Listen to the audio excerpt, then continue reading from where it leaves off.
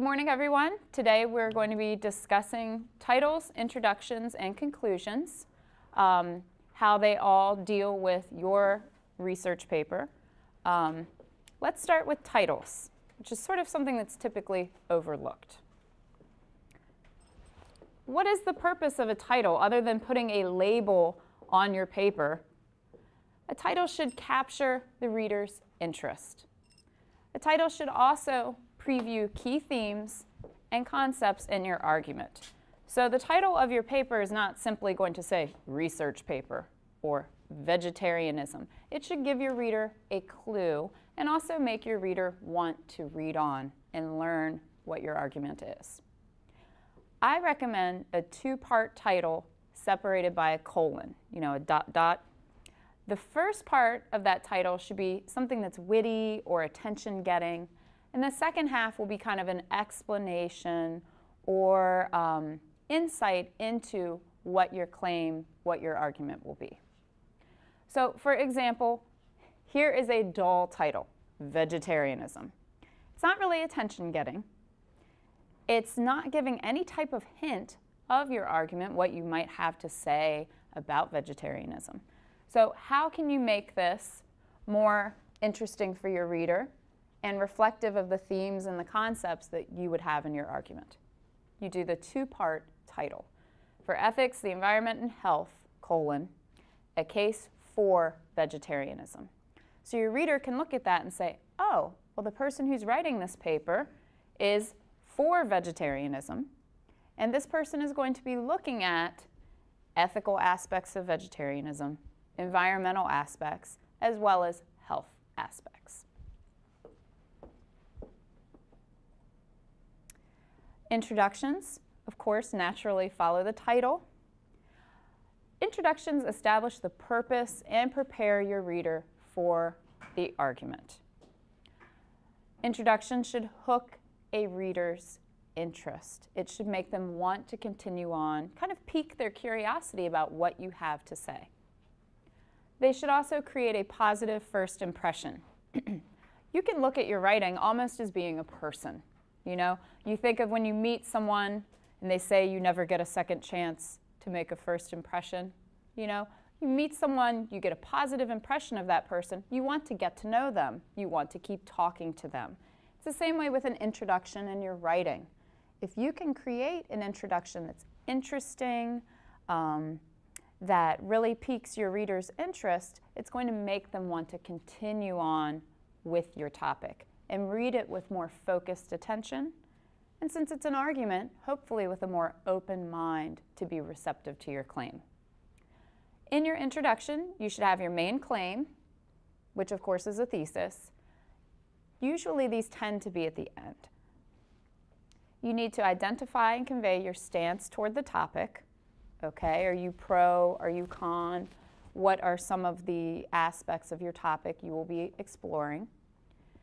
And most introductions often start broad and become more specific. So what I mean by that is perhaps you start off with a broad background on your topic. And as you move through your introduction, it becomes more specific to what your argument is, your stance, your subclaims, often ending with your main claim. So what are some possible introduction strategies? You say, okay, Professor Ray, this is all well and good. I know I'm supposed to have this great introduction to make my readers want to keep reading, but how do I do that? Here are some things for you to consider. You could start off with a vivid quotation, a compelling question, or interesting data. I tend to really like the question technique, not only in your introduction, but also throughout your paper. When you pose questions, even if they're just rhetorical questions that don't need an answer, that has the effect of engaging your reader because you are posing the question to them. So instead of just being a passive consumer of your paper, they now have their attention on what you are saying and they're analyzing along with you. Another possible introduction strategy could be an interesting or relevant anecdote. So a little story, perhaps, that's somehow related to your topic. You could have a clever definition of a key term. I know a lot of people like to sort of put in, according to the Oxford English Dictionary, vegetarianism is defined as da-da-da-da-da, which is fine, but it's not necessarily creative. See if you can get a little more creative with those definitions if you like doing that. In your introduction, you definitely want to provide background information that the reader needs, especially if you're dealing with a technical topic that may not be something that your audience is familiar with. Another strategy, you could state a commonly held belief and then challenge it. All right? You might say something like, many people think that vegetarians have health problems due to their diet choices. However, that is not the case, for example. You could link your issue to a current news item or trend. I know that's something Christina and I have talked about with her doing like child discipline and spanking with the Texas judge in the news recently who was beating his child, who filmed it, and it's been on the internet, as we saw a couple weeks ago. This also has the effect of piquing your reader's interest. You know, instead of saying, okay, yeah, you're going to tell me why you're for or against corporal punishment. I know. Instead, you're getting them to link your argument to what they know and what they've been seeing. So it makes them want to read on. You can also explain what's interesting, important, conflicting, difficult, or misunderstood territory the argument will explore.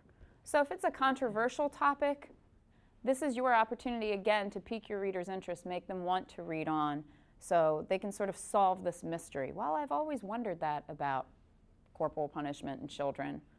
I think I'll keep reading. A note about introductions. Okay? An introduction and its length should be proportional to the overall length of the writing. So like, if you were in a class and you were assigned a 5-paragraph essay, obviously your introduction would be 1 paragraph, right? Well, since this is a longer paper on a more complex issue, your introduction will naturally be longer. It may be a few paragraphs, it may be a page, it may be a page and a half. It depends on your issue. If your issue is complex, if it's technical, you have to give a lot of background on it for your reader to understand it, you're going to have a longer introduction, and that's fine. Here is a sample introduction, which quite frankly, I did not write. I got it out of a book, and I cannot remember what book I got it from. Shame, shame, Professor Ray. But this one is actually talking about sustainable seafood and how you should be more aware of what type of fish you're eating and the sort of environmental impact that can have. So here's an example of an effective introduction. Many people enjoy sitting down to a nice seafood dinner, but how many of those people actually stop to think about where the fish on the plate came from? With many species of wild fish disappearing because of overfishing, increasingly the answer will be a fish farm. But while fish farming can help to supply the demand, it can threaten the environment and cause problems with wild fish. It can also threaten the health of consumers by increasing the risk of disease and increasing the amount of antibiotics consumed. In fact, as a careful and conscientious consumer, you would do well to learn the risks involved in buying and eating farm-raised fish before one winds up on your dinner plate. Okay? So this is a 1-paragraph introduction, a long introduction, but an effective one, would you say? What do you find compelling about this? What do you like about this introduction? That a fish farm could risk disease to the consumers. Mm-hmm. Part about threatening consumers' health. Mm-hmm. Talking about its structure, I actually like the questions like in the beginning because it's asking the question and we're like, oops. Mm-hmm. Exactly. The very first statement is a question. Anything else? One thing that I like about this is you can tell exactly what you're going to read in the rest of the paper. It's very clear. Everything's explicitly stated. We know they're going to be talking about wild fish disappearing a little bit. We know they're going to be talking about fish farming and health. We know they're going to be talking about the quality of the oceans being at risk. Professor, Mhm. what would be the thesis there? Let's see. Many people do carefree. Yeah, you would do well to learn the risks involved in buying and eating farm-raised fish before one winds up on your dinner plate. So it's not really worded in an academic way. This is sort of more probably something you would read in a magazine article maybe, or hear on a news report. But it's still letting you know, okay, I'm going to be addressing the risks involved in buying and eating farm-raised fish. Mm-hmm. Mm-hmm. Disappearing because of overfishing, increasing the answer with the fish farm. Is that not a thesis statement? Can that be a thesis statement? I don't think it would be a thesis statement. It would probably be a subclaim. Because you think about most introductions have that broad structure that kind of goes down narrow, sort of like a triangle turned up on its point. You know, here you're starting off broadly, wild fish are disappearing, so you're going to be eating more fish from a fish farm, and then it sort of goes down to you need to learn the risks about farm-raised fish. That was a good question. So conclusions. Conclusions are sort of the unloved stepchildren of the writing world. I think many of us, we get done our writing and we're like, okay, I got all my information done. I got one more page to go. Just let me get this introduction out of the way. And you just sort of throw something down on the computer and you think, I'm done with this thing. Get it out of my sight. Well, I think we discussed the week before last how conclusions are actually a very important part of your paper. They actually demand your best work so that you can leave your reader with a positive and lasting impression. I think we use the analogy of a movie. How many of us have gone to see a movie and you're sitting there watching the movie either at a theater or in your home? You're like, oh, this is a good movie. I'm really enjoying this. This is nice, very nice. And then it gets to the ending, and the ending is awful. Awful. What happened to that pleasant hour and a half you just spent? Do you still have a good feeling about that movie? No. You're like, I will never get back that hour and a half of my life I just wasted watching this stupid movie. And the movie wasn't stupid, but perhaps the ending was. It's kind of the same thing with your conclusions on your paper. You could write a wonderful paper, but if you sort of flake out on your conclusion, you sort of run out of gas and it's half-hearted, you're sort of undermining all that wonderful work that you did previously in your paper. Conclusions usually have the reverse structure from an introduction. So you can think of your introduction being like the top of an hourglass, right? Your conclusion is sort of the natural formation, that point coming out in the opposite. So they're usually going to start specific because you're still in the midst of your argument, you're transitioning, so it's going to be specific. And then you're going to sort of broaden out. And in there you will, of course, restate your main claim. Why are you doing this conclusion? Why can't you just end your argument?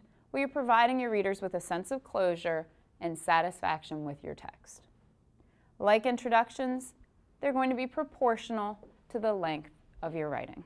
So if you had a very short essay, it would just be one paragraph. But depending upon your topic and how messy it is, you may, again, need a couple paragraphs, maybe even a page for your conclusion, and that's fine. I think, hold on, I'm going to jump ahead of myself. Let me just be quiet. Possible conclusion strategies. You can refer back to that anecdote or that question or the quotation that you used in your intro. That's a really neat way to do it because you're sort of making your writing come full circle. You can summarize your claim. Of course, you're going to do that. For your topic, you can suggest a possible solution or solutions to the problem. Again, I think that this is a really positive inclusion for your conclusion because you are engaging the reader again. So you've given them an education on your topic, okay? They're now informed. They may be sitting there at the end saying, well, now what? I would like to do something about, you know, the environment, or I would like to do something about animal rights. you can provide them that answer, sort of a call to action, as they say. What could the reader do, or what policies could be made to prevent or help this problem to become better? You can indicate additional research that needs to be conducted. The call to action, as I said, what the reader directly can do to help. And finally, you could also consider leaving the reader with a vivid and pertinent image, quote, or anecdote. You're trying to leave a positive, lasting impression of the hard work that you've done. Professor, is it the same as the rebuttal? It can be. It depends on how you want to structure your paper. Some of you may be working your rebuttal into the structure of your paper, like after each subclaim. Some of you may be saving your rebuttal for the end. So depending on how you're choosing to structure it, yes, the rebuttal might be part of your conclusion. So here's a sample conclusion that, again, I frantically tried to locate in the book and could not find. It is not mine. Full disclosure. This is a different topic. This one is more talking about sort of civics and American government and the Constitution. It says, the farmers of 19th century America could afford to do here what they had not dared to do in the old world, hope. This hope for greater economic security, for more opportunity for themselves, their children, and their grandchildren, is the optimism and idealism that has carried our country forward and that indeed still carries us forward. Although the American dream has evolved across the centuries, it survives today and is a cornerstone of American philosophy. It is what underlies our Constitution and our laws, and it is a testimony to the vision of the farmers who founded this nation. Okay, this is probably a conclusion that you would read like in a history class or a government class, something like that. It's definitely different than the fishing one, right? It's more academic in tone. It's more formal. What do you like about this sample conclusion? This one's a bit harder to visualize, but pretend you've just sat and you've read this essay someone's worked very hard on about the American dream and about the founding of this country. And this is what you end with. What's good about this?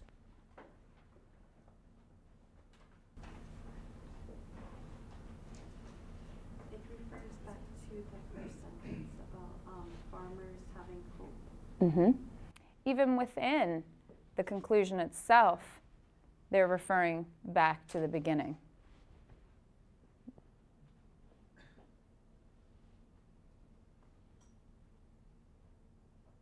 How about the tone of this? Is it a negative or a positive tone? It's a positive tone. You know, we have that saying, you can draw more flies with honey than vinegar, right? So you're ending on a positive note, right? Talking about the vision, the evolution of the American dream, the hard work of the farmers. So these things are sort of inspiring and positive. And they're using these keywords like optimism, idealism, that have a lot of positive emotional weight. So how are you going to include these in your research paper? Okay, your title should be a two-part title separated by a colon. Your introduction should be interesting and engaging. Your conclusion should provide closure for your argument. Both your titles and your conclusions should contain your main claim and address your subclaims as well. Make sure you're doing this explicitly.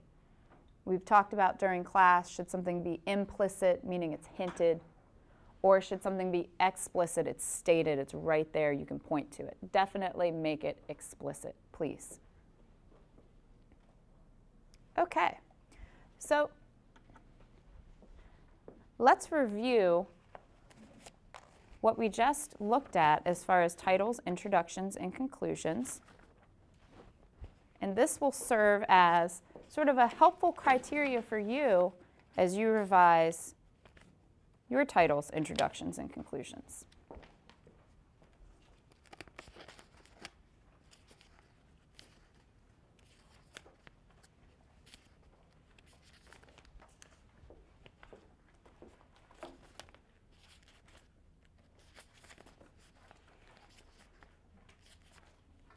Gave you way too many. You're welcome. Okay, let's just fill this out together. Originally, I was going to give it to you during the presentation, but I decided not to. So a good title will capture reader's interest. Very good. Reader's interest. Titles preview what and what of an argument.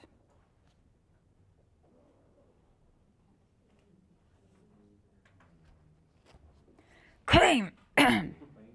Yes, the claim and the subclaims. Very good. I really need to take some allergy medicine.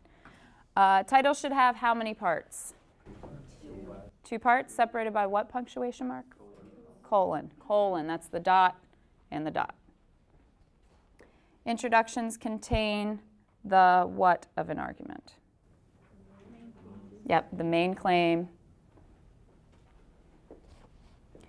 Introductions often start what and become more broad, and then specific. good. They start broad, they become more specific. Think of that triangle up on its point. An introduction is what to the overall length of the writing? Proportional. Proportional. Conclusions now. Conclusions should leave a what impression? Good. A positive impression. Conclusions need to restate what? Your main claim. Conclusions often start Specifics, then become more broad. good. Start specific, become more broad. So think of a triangle there on its wide base. And lastly, both your introduction and your conclusion should contain your main claim and address your Subclaims. exactly. Good. Subclaims. Okay. So these are all things that you should strive for in your title, introduction, and conclusions. So if you flip your paper over, please.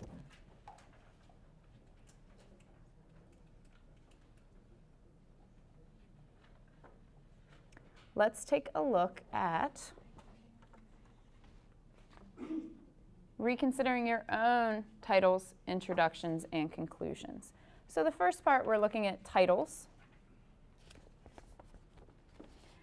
And it says, examine each of the DAL titles below and rework them to be attention-getting 2-part titles. So the first one is why capital punishment is wrong. The second one, we need to stop global warming. 3, immigration is good. And 4, the economy. Let's do the first one together. Why capital punishment is wrong. How might we rework this to be a 2-part title that's interesting? What part would you say is missing? The first or the second part? The second part. Okay. Okay, the second part's missing. So let's go ahead and do it together. We will put what punctuation mark? Colon. Yes, a colon. Maybe I should do this in different colored. I almost said ink. I'm giving away my age. Here you go. Okay, so what might be a good one for why capital punishment is wrong? How are we going to end that? Just use your imagination, obviously. It promotes serial killers. Sure. It promotes serial killers. Okay? So if you were to be looking at an essay that had this title, what hint is this going to give you about what's going to come in the rest of the essay? Children who became violent because of capital punishment. Perhaps. Okay? Does it get your attention? It definitely gets my attention. Promotes serial killers. What? That's pretty shocking. I would like to read that paper, you know. I think the thing to think about here, particularly with titles and introductions, because they're at the beginning of your paper, is keep in mind human nature. We're nosy, whether we like to admit it or not. People are very nosy and curious by nature. So what you're doing is you're taking advantage of that to strengthen your own piece of writing. How about the second one? We need to stop global warming. Would you add to before that, or would you add after that statement? You think after? Okay? Or before? Someone want to throw out a before? And we can also do an after if you like. What might we write before this? So we would put the colon here.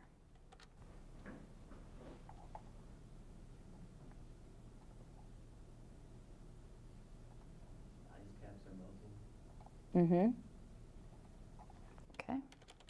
The ice caps are melting. We need to stop global warming.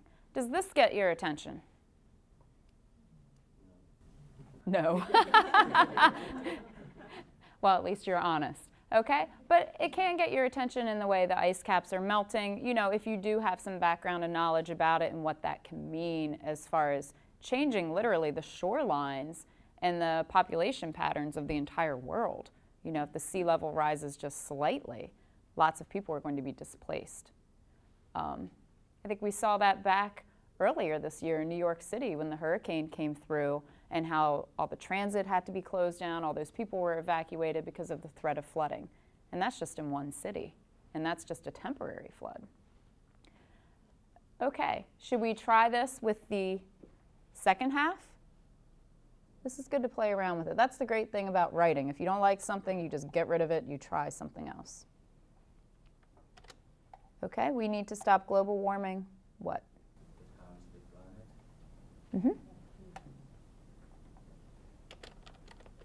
Whoops, where's my purple ink? I would make a Prince reference, but I don't know if any of you even know who Prince are. We need to stop global warming. It harms the planet. Planet. Okay, good. If you see, we can start with, can drive the first way, just studying with our planet is in danger. God, we need to stop global warming. You could do that one too. Because it's sort of an alarm call for everyone. You know, we all live on the planet despite whatever our lifestyle choices are, our personal philosophies. So it does affect all of us. So certainly something like that that implies the danger makes us want to read on. Here's the third one, immigration is good. That definitely gives us an idea of what the argument's going to be, but it's only a one-part title. How might you add another dimension to this?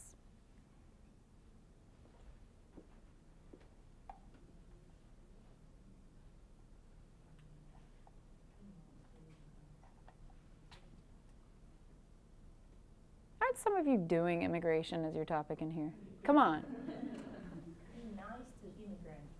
Be nice to immigrants. Immigration is good.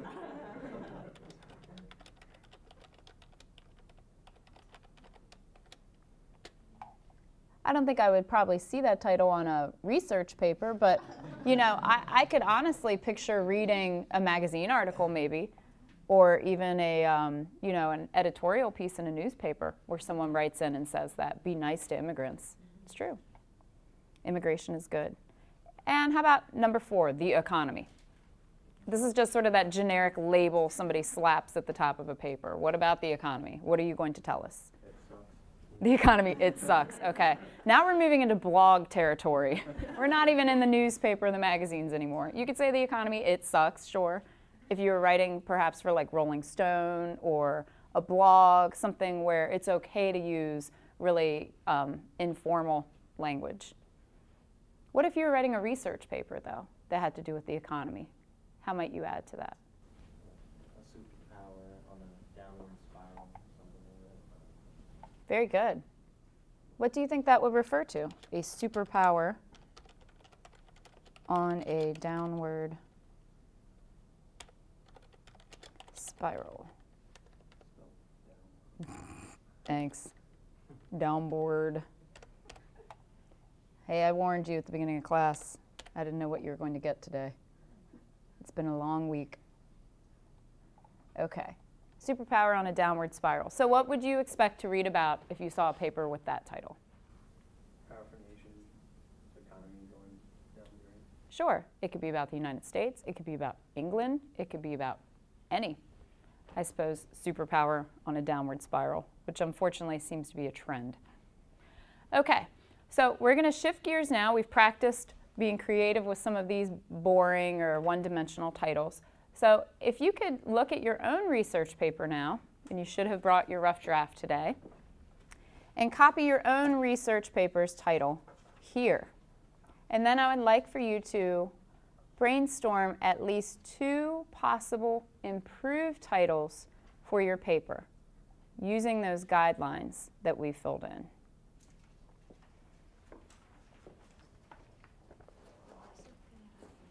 Oh, you need this one short.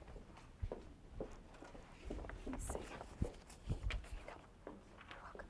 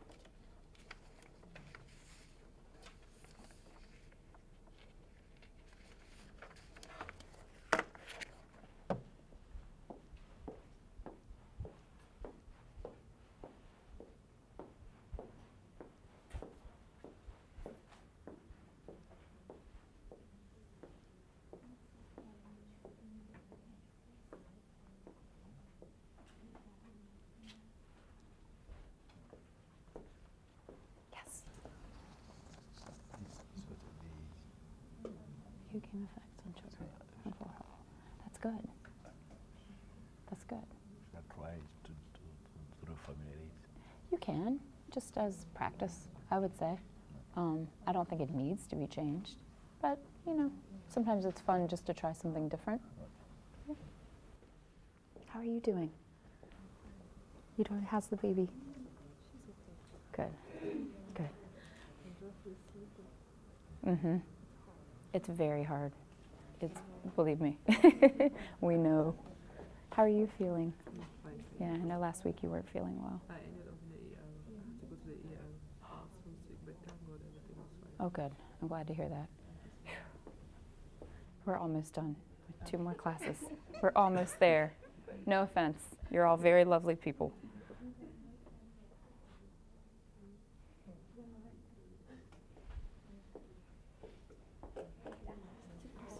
Yeah.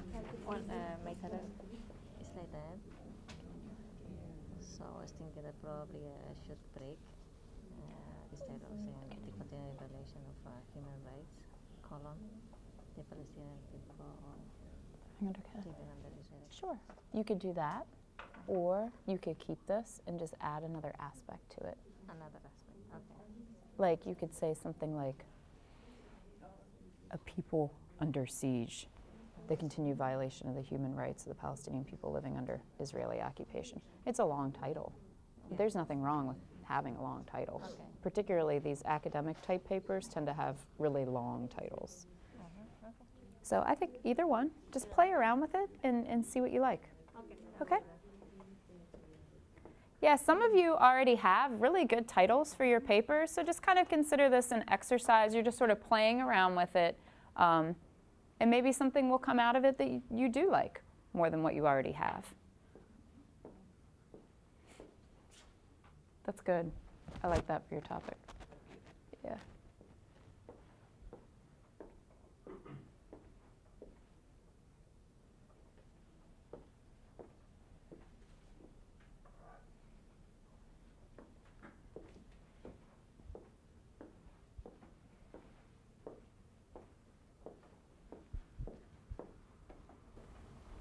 For example, here my topic was homelessness in the United States, but I improved it by using this like Quran, which is a major social problem in the US and has led to demonization and several misconceptions about the homeless population.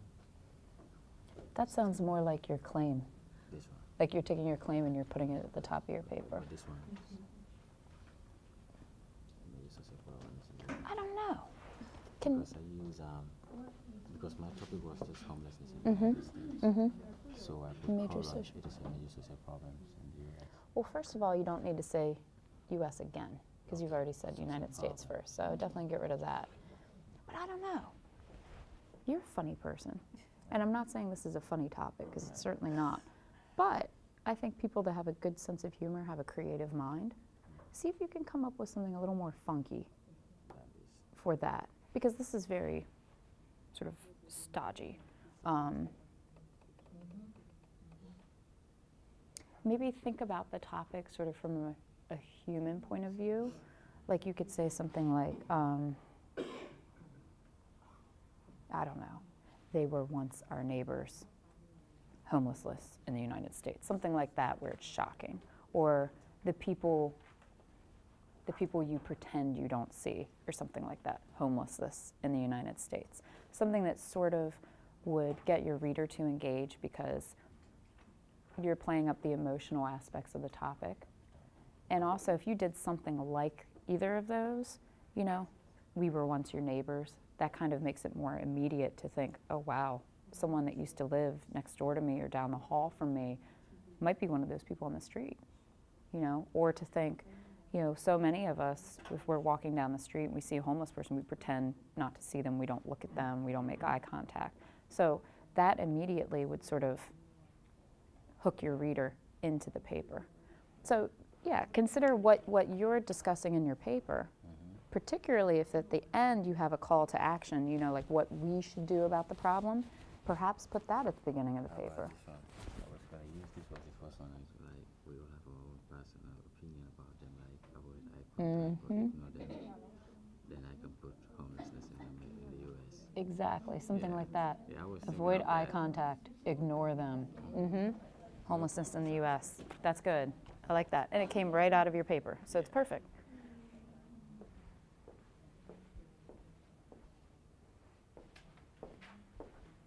These are looking really good. Would anyone like to share a possible title that you came up with?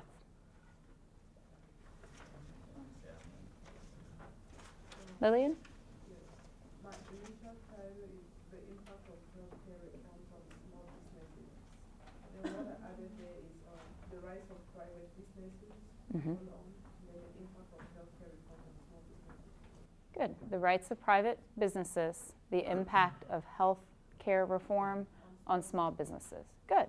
So certainly, I mean, those of us that are reading that own a small business, work at a small business, or know someone that does, will be drawn into that, and it gives you information about what the paper is going to address.